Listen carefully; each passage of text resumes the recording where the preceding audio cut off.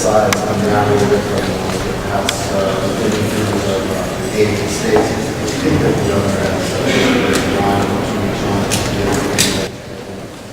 We've always cautioned, don't count fiscal chickens before your fiscal eggs have hatched. I think that's the case here. Although the Senate may have scaled some of that spending back, we still have a conference committee process to go through, and I would say it's probably likely that that money will be restored. It looks like it's going to be a race to see which conference can spend the greatest amount of money.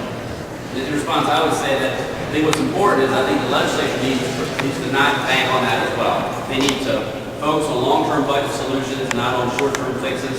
And then if we do get some stimulus money, then maybe we can use that to help with one-time projects. But if we depend upon that and do ongoing spending, we're just going to get ourselves in worse shape than we are today. Maybe just to add to that briefly, as I think many of you know, the long-term budget outlook for Maryland is that we will carry $700 million shortfalls as far as the eye can see.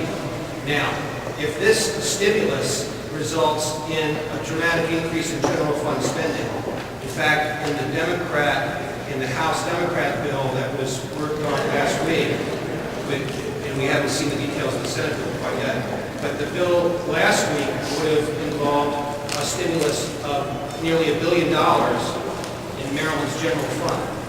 Well, if we expand our general fund spending by $1 billion on top of that $700 million shortfall we already have built into the budget, what's going to happen when that federal stimulus ends 2 years from now? We will then be looking at a gaping hole of $1.7 billion. And then guess what? It's going to be back to taxpayers. So now's the time for fiscal restraint, to live within our means and not to set ourselves up for another disaster that only the taxpayers at the end of the day will be able to solve. You guys have reported saying that the administration was meeting about starting up new spending programs. I haven't honestly heard of any. Can you give us an example? What you've heard. I'll give you an example. In the State of the State speech, we have heard a call for eradication of child hunger, which is something that we all are in favor of. But that sounded like a new spending program. I'll mention, one is the expansion of state and government-run health care. Medicaid expansion has been going on for years in the state. Part of the special session 2007, we dug a deeper hole, paid for with tax increases. Part of both stimulus bills included Medicaid expansion, government title expansion.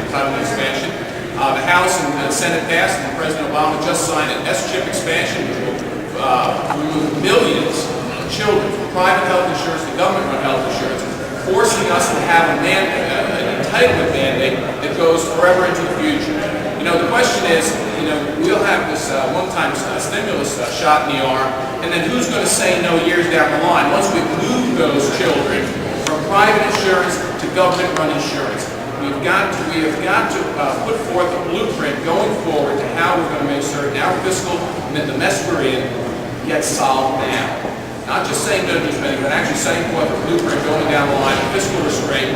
This bill today, taxpayer tax changes, is one of the pieces in the puzzle to set that goal of fiscal restraint. Have you discussed these ideas with the governor, Senate President? When we started the legislative session, we invited the governor to come visit us. Many of you saw that, covered that in the media. The governor gave a call at that point for bipartisanship, and my response to that, my welcoming response to those remarks is please bring us to the table. I think it's fair to say we're still waiting for the call.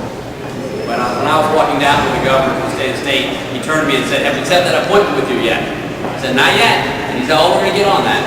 So, but haven't done it. Anybody else?